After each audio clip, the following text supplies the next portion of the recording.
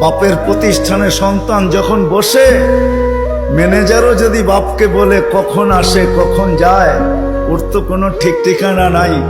বাপ এক দুই দিন শুনে, হয়তো তৃতীয় দিন বলে তোরা তো মাথা ব্যথা কেন, প্রতিষ্ঠান তো আমার, ছেলেও আমার, কখন আসলো কখন গেল এটা নিয়ে তোর মাথা ব্যথা কি?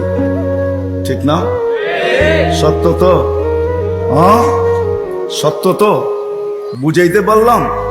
এটাকে বাংলায় কি বলে? চোখে চোখে রাখা হয় না বেশি।